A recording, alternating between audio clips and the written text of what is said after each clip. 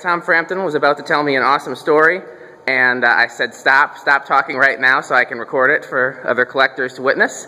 So ladies and gentlemen, this is the famous, legendary Tom Frampton right here, and he was about to tell me about a Casablanca Centennial, which we're putting that one up right now, that caught on fire. Was where I stopped him and said this is worth recording.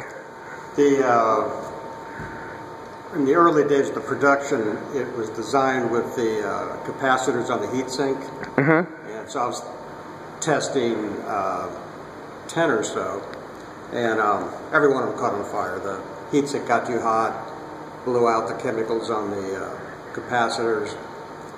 Boom, boom, boom. One by one they caught on fire. Not that big a deal. Moved the location of the capacitors to the side of the motor, far enough away so it wouldn't be an issue. But still, we're not in production yet. I get a panic call one day, hey, we need one for the sales meeting up in the City of Industry where the Casablanca was located at the time. I didn't have one ready, so I scrambled, threw it together, found an oddball heat sink, threw it in,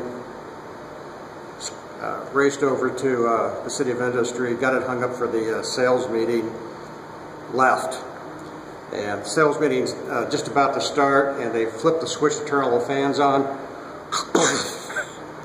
This thing goes up in flames, worse than the other ones, but for a different reason. The heatsink that I picked up had a transistor in it, and whoever put the transistor in it shoved it in one pin off. Right. And just crammed it in. And when I tested it, I didn't test it with a ground wire, because it did work. But when they hung it with the ground wire, this thing went off like a firecracker, and it just lit up in flames.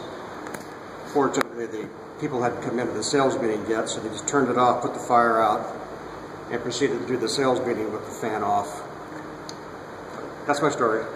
Let me ask you a question. So the person that crammed the transistor in there, does that person happen to be in this room right now by any chance? I never put a transistor in a heatsink. Okay. That was a standard heatsink that I just got off. I probably grabbed a reject. Yeah. I don't know. So they came to the factory with the transistors already installed in the heatsink? No, we put them in ourselves. But it didn't happen in my shop. It happened. That's what I would say too. At the regular production area.